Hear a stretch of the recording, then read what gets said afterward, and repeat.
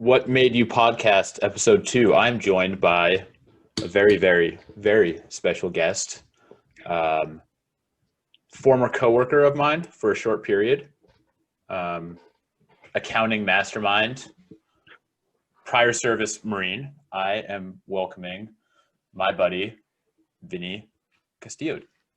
How you doing, Pleasure, bud? man. I'm doing well. Doing well. Pleasure to connect again, man. It's been a while. It has been a while. You're staying safe during COVID, I'm assuming. So Absolutely. Absolutely. Yeah. It's very cool. funny how things turn out, but yeah, everything's good to go right now. Yeah. All right. So I'll start this off the way we typically do. First question is kind of what made you join the military? What years did you serve? What was your MOS while you were in? We'll Yep. kick it off like that. Yeah, sounds good.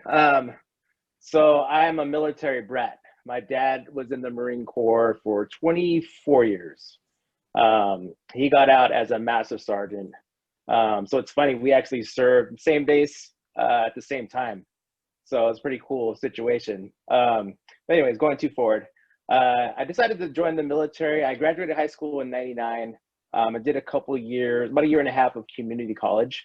But I realized that wasn't really getting me anywhere. I was kind of doing the same thing over again. It just felt like an extension of high school. So I feel like I realized I needed to make a radical change in my life. So I decided to join the Marine Corps, kind of follow the legacy that my dad established back in 1978 when he joined. Yeah, so I actually joined boot camp June 2001 and graduated September 14th, 2001. So 3 days after 9/11. So it's a pretty different world we were living in from the time I entered boot camp to the time I graduated. So after I graduated boot camp, I went on to do my MOS training down in Florida, Pensacola, Florida. My MOS was a avionics technician for the F-18 fighter jet, I guess you can say, Hornet. So yeah, I ended up because of the schooling, it takes a while because of the MOS. My schooling was almost a year, so I did a 5-year contract. I knew when I joined the military, I wanted to do something technical, something challenging, and I knew avionics was right up my alley for sure, as far as being able to challenge myself. So I served from 2001 to 2006, did the IOR to 2009, and I got out as a sergeant. So I was actually meritoriously promoted to corporal. I did that meritorious board. Likewise. Yeah, nice. Very cool.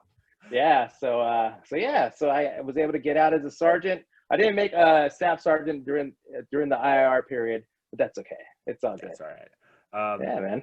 So did you always know you were kind of gonna just do your first contract and then get out, or were you kind of just playing it by ear and seeing what it was like if you were gonna make a career out of it? I was definitely playing it by ear at first, for sure. Okay. I think because of the situation with the world at the time, we're obviously, we're a part of the Operation Iraqi Freedom first wave going over. We served on an aircraft carrier. My unit did. So we did 2 deployments, 2003 for the first wave and then 2005 for the second wave. And at the time, obviously with every deployment, you got to train, right? So I was stationed at MCAS Miramar. Okay. Not a bad place. During my 5 years. What's that? Not a bad place to be. No, it's probably the best, probably the best base in the Marine Corps for sure. However, I would say like less of the 5-year contract that I was on, less than a year I spent at the actual base. The other time I was either deployed, training to deploy, doing workups, So obviously we lived a very busy lifestyle, working, 12 hours plus days. So I think that kind of helped develop my work ethic for sure. However, I realized early on, it's like, okay, I think I really, when my 5 years came up and I was up for re-enlistment, I think I decided I wanted to go ahead and get my degree, a business degree. I didn't know exactly what I wanted to do, but I knew I wanted to get into business for sure. So okay, cool. So that was kind of your first plan transitioning out, right? Was just getting lined up and going directly into school once you separated, I'm assuming. Correct. Correct. Yeah, Okay. it was an easy transition. There was some opportunities for me to continue doing what I was doing as far as working as a technician on the F-18s as a civilian contractor. However, ultimately, I decided, there's a lot more opportunities out there with my degree. So I want to see what else the world had in store for me. So I decided to go the school route. Nice. So you went to school. I'm assuming, from what I know from you, accounting based. Yeah. So actually, my original plan was to get my economics degree Okay. because it was it was a really cool subject for me.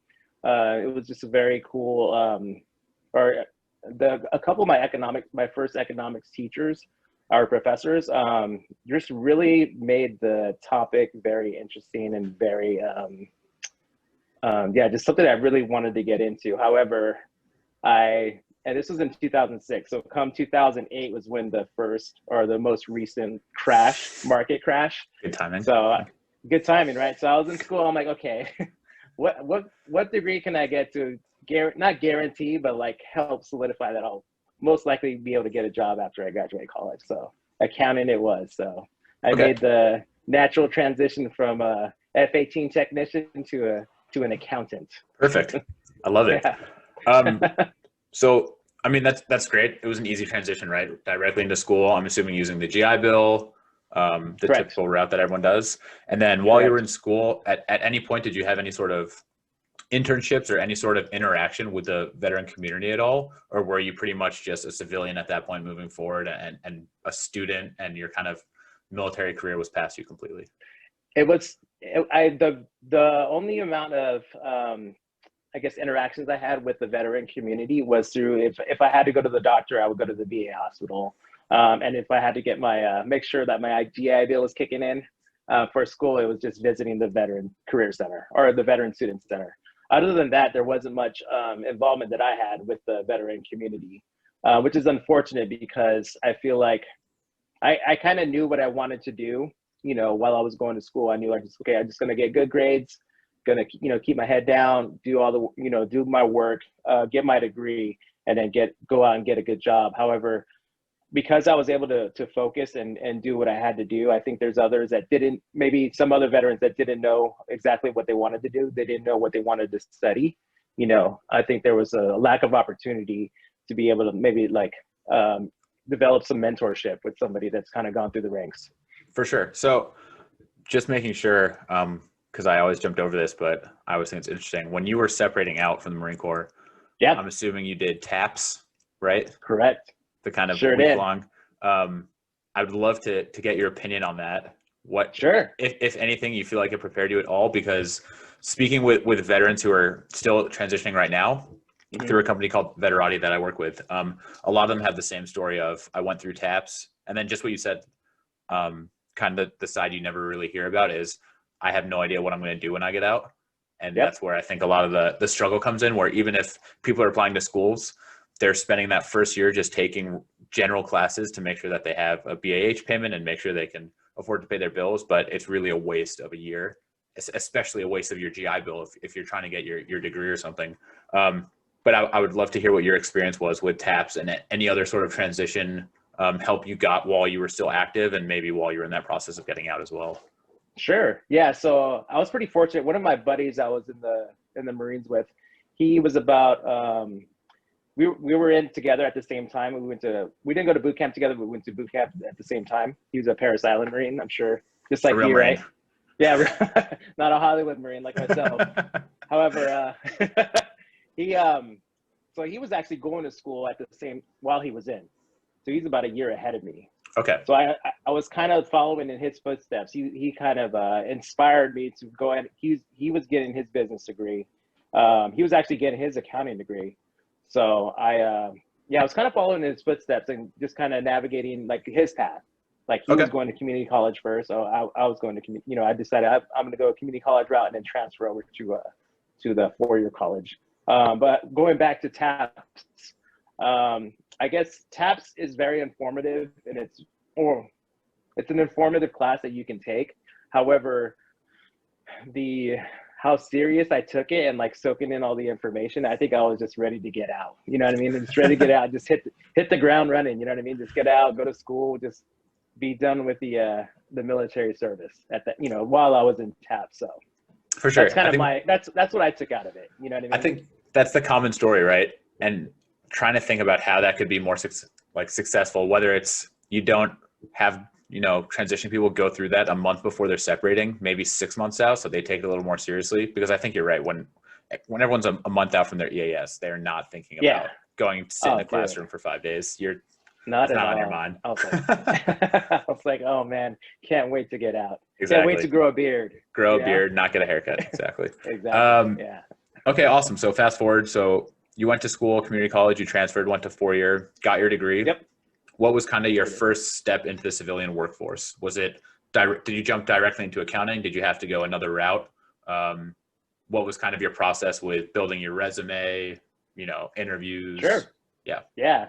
So because I went the accounting route. I went to Cal State Fullerton. I went the accounting route, and they have some really good programs there as far as accounting degrees are concerned, including Beta Alpha Psi and the Accounting Society. So those are two main groups that you can join that really creates a clear path for you to go directly into what's called public accounting. So CPA firms that service large public and private corporations to either do their taxes or provide assurance services for if banks provide a loan to their client, they require them to do what's called either an audit, a review, or review of their financials.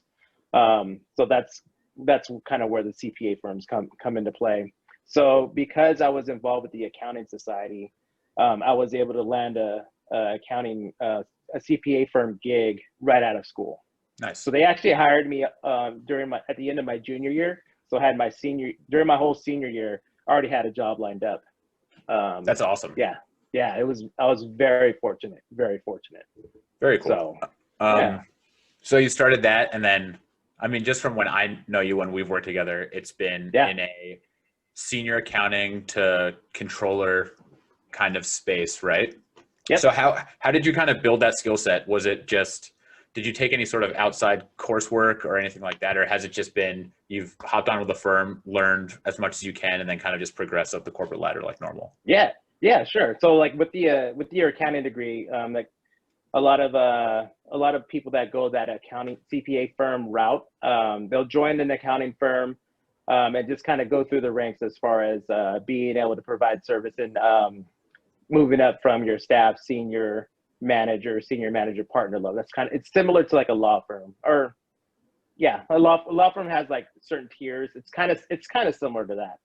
So I was moving up through the ranks there, and I decided public accounting, it had very similar hours to when I was in the Marine Corps. So in the Marine Corps, I served in the air wing, right? So there's that saying, swing in the wing, right? Yeah. However, I'm not gonna lie, we worked some pretty long hours. You know what I mean? We worked pretty hard. So like I said, 12 plus hours was a norm for sure. So it was easy for me to come into a CPA firm role to where 4 months out of the year during what's called the busy season, you're working 12 plus hours. Right, so you're on duty. Yeah, you're on duty. Yeah. Exactly. Yeah. So it was an easy transition for me. However, after doing that for about 4 years, I decided, I want to move on from this, and I want to see if I can see what I can do in the private sector. So I moved on from the CPA firm and joined a skilled nursing facilities management group as the accounting manager. I helped them out for about 2.5 years, and then decided I wanted to get back into client service. So I decided to become an accounting consultant, and that's where I helped the USA Vape Lab where you guys are, or where I met you, right? That's right. I don't even know how many years ago that was now, but yeah, it was longer. 27. I want to say 2017. Yeah, 3 years. Yeah. Holy crap! It doesn't sound long, but it's a long time. It's a long time. You know I mean? Yeah. That's awesome. So exciting kind of journey that you took, right? And then one thing I'm always fascinated is you alluded to it, that you didn't really work as close with veterans groups as you maybe looking back you would have moving forward. Yep. But would love to know kind of what you brought from the military, whether it's the work ethic, certain creeds, acronyms, Sure. Were you at work and just okay, BAMSIS, let's look at this project, let's figure this out? Or did you have anything? Because I know me personally, there's times where, like you said, those periods where you're just like stressed, and I tell myself like, all right, think about what you were really doing. Like when you're in the field, this isn't Yep. that bad. Like just Oh, quit dude, for complaining, sure. get back to it. So Exactly. I'd love to hear what Because your experience is with that and kind of what you use and what you brought from your time in the Marine Corps to motivate you and kind of help you excel in the civilian world. yeah, sure. And I agree with your point as far as like, when you are working hard or you're in a situation where you're very stressed out in your civilian life, thinking back to your experience in the past, you being in the field, not being able to see your family, and just knowing that, hey, I got to sleep in my bed tonight. You know what I mean? Right. I got to Take a use the shower. restroom with the door. I got to take a shower. Exactly. I got to, Yep. just some of the things that a lot of people take for granted. We just gotta remind ourselves that it could be a lot worse. Yeah, for So sure. I do practice a similar, I guess, thought process as far as knowing where you came from and knowing that it could be worse. Yeah, So, yeah. I think it's pretty common, right, in the veteran community. Like, regardless of what your job was, everyone had to go through something where it's like this sucks. And then Oh looking yeah. back, I mean, looking back on it now, most of the time, those are the funniest stories. I think some of the times, Uh-huh. but it's a good way. It's a good way to remind yourself it could always be worse. Oh At yeah, least, dude. as you said, you have a shower and hot food, all that sort of stuff. So, I Yeah. mean, it sounds like you had a pretty easy transition in terms of the military to, I mean, it sounds like you were prepared, right? You knew you were going to go to school, what you wanted to study. You moved that into a career. Yep. Was there ever any point after you got out where you were just like, oh crap, and just kind of frozen and maybe like, oh, maybe I shouldn't have gotten out, or you didn't really know what you were doing, kind of confused about what was lying ahead of you, or have you always just kind of sailed pretty smoothly through the whole thing? No, it wasn't. It wasn't very smooth. I know, like I mentioned, during my junior year, I received that job offer. So I had my senior year to. Obviously, I had to complete my senior year to graduate. So I had some outstanding grades for sure, because Mm-hmm. that's kind of like the requirements to join a CPA firm at that time. Was you had to uphold a very high GPA in order to be qualified just to apply. So it was during my senior year, like I got my first C. So it sounds kind of ridiculous that, somebody, what I've I been mean? Like there. kind of complaining about getting the C, but dude, that was kind of like my first like punch in the face. Like, dude, like you're like, pardon my French, but you're not the shit. You know what I mean? Like Yeah. you bring yourself down, like, and realize, you can't slack when it comes to your studying, and you have to take every moment seriously, as far as, especially when you're that close to graduating college. So that was definitely like a oh crap moment for sure. Yeah. Like, hey, if you don't pull yourself together, you're going to jeopardize your career opportunity. So yeah, that was a big one for me for sure. I totally get it. It's like I think especially for veterans who get out and are using the GI Bill, I mean that is your job, right? Getting good grades becomes your job, making sure you're still eligible to go to school and be fortunate enough where that a large chunk of your time in school you're Oh not yeah. racking up student debt or anything like that. So it is a job, right? Sure. I'm glad every day that my undergrad was covered by the GI Bill Yeah. and grad school I'm covering, but it would be much worse if it was undergrad and grad school. So Yeah, very dude, thankful for that student every debt is day. no joke. No joke. um, awesome. Well, I'd love to kind of bring it back a little bit to discussion about transitioning and just knowing what you know Sure. now about how veterans are perceived in the workforce, Sure. not only today, but also when you first got out and you were first starting to enter into the accounting world. Um, what's one or a couple things that you would advise a transitioning military member who's getting ready to get out, maybe following the same path as you, where they know they're going to go to school, but just Mhm. what are some tips that you could tell them, whether it's, as you said, you wish you had done, maybe get more involved in that networking community to build that mentorship, that mentoring role, Yep. or what are some other things that you would just recommend someone transitioning out to help them succeed more once they're Sure. in workforce? So depending on your route, which degree you're going to take, which route you're going to take, definitely join societies, that kind of cater to your degree. Because I was able to join the accounting society, they kind of provide the path, like I said earlier, for you to obtain an accounting job when you graduate. So that doesn't only pertain to accounting; it pertains to, if you're a kinesiologist, is that Yeah. one of them? just liberal arts, just any kind of degree that you get, you have to network.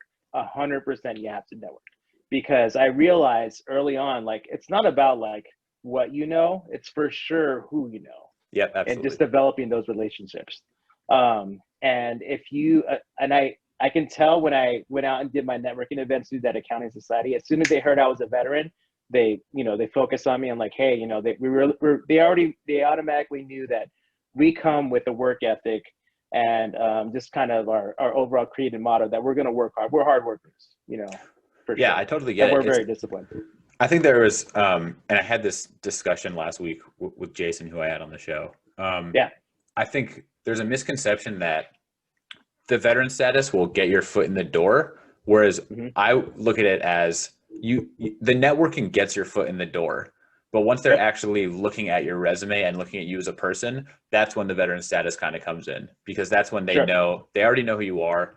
And then it's that clear title, right? They know you have your shit together. You're going to work hard. So I think it's almost a networking aspect that isn't taught enough, the importance of it to especially younger people as they're getting out of the military. I know I just thought I was going to like coast right into a job. Like, why not? I just got out of the Marine Corps. I'm definitely going to get a job somewhere. Everyone's going to hire you, right? Everyone's going to hire me. But realistically, and especially because I was stationed at Camp Pendleton. I'm from New York. I didn't know anyone out here. So it is that key to building a network. And with things like LinkedIn and all the resources that are out there now, it's super easy to start it, especially if you're active duty right now. I just don't think it's being taught enough, really, as much as it could be. But like you said, I can't stress the importance of networking, for sure. And just getting your name out there and just meeting as many people as possible. And then not only when you meet them, just remember to keep in touch. Follow up with the meeting. If you exchange business cards, emails, just follow up with the email, phone call, text. That's very important when it comes to networking, because then they'll remember you. They'll be able to put the face to the name when your resume comes across, their desk. When it comes time for them to start recruiting and hiring people. So, for sure. Right. Awesome. So I don't think we even touched on what you do right now and what your exact title is and who you're working with. But I'd love for you to explain, to kind of complete the journey to where you're at right now. So like I said, I was at a CPA firm from 2010 to 2014. I went ahead and went through the private accounting route for about 2.5 years. After that, I decided I wanted to go back into client service. So I became an accounting consultant 2017. That's when I joined the USA Vape Lab as an accounting consultant. One of my clients. One of my other clients was a company called Rostoclot. They make these shoelace bracelets. Nice. Yeah, the woodland and the desert camo. And the desert are nice. Yeah. So they're one of my other main clients that I was helping out as an accounting consultant for about 1.5 years. And earlier this year, an opportunity presented itself for me to join their team full time. And just based on the company itself, just their principles, their mission and their beliefs, it's something that aligns with my personal principles and beliefs. So it was a perfect fit. It was awesome. So I definitely jumped on that opportunity. So now I'm the full-time controller, overseeing the accounting department at Rostoclot. Awesome. Very cool. Yeah. All right. And kind of how one of the themes of this project is continuous improvement, right? So transitioning forward, I would love to hear what's in the works for you career-wise. Sure. I'm sure you've got a plan. Love to hear what it is and kind of what's next for Vinnie. Yeah. So as far as my plan, career-wise, I really want to help this company, Rostoclot, grow. It has a lot of potential. There's a lot of things on the horizons that I'm excited about, and I really want to make sure, in the accounting and finance department, it's a very important role, and it's one of the key cogs, I guess you can say, in helping a company grow, and keeping the executives informed as far as making the right business decisions. So I just wanted to continue to build my team, train my team, and be able to mentor my team as far as for them to be the best accountants or the best team leaders, the best employees, I could say, that they can be. And then just try to inspire. That's all. One of the goals that Roscoe has is to inspire 1% of the population by 2023, which is a really cool idea and like mission. Yeah, it's pretty awesome. So I'm kind of like taking that in my, I'm taking a piece of that for my own personal growth, and I want to be able to inspire as well, whether that be my coworkers that I work with, or I think first and foremost I want to inspire my family. I'm married, I have a young son, so I definitely want to be the inspiration, for as far as just family life, and just being able to we live in some pretty crazy times right now. Yep. So I just want to help keep things moving forward. You know what I mean? Keep that positivity, keep that positive light as we go through what's been a very crazy year. I hear you, man. I love it. Yeah. This was awesome. I got to say thank you. So for everyone listening, once I kind of put it out there that this project was starting, Vinny was one of the first people to hit me up to ask if I needed help and wanted to get involved. So super cool to catch up. Absolutely, I'm glad man. you're doing well. And then, we'll speak soon. Absolutely, brother. All right, man. Brother. Thank you. Take care, man.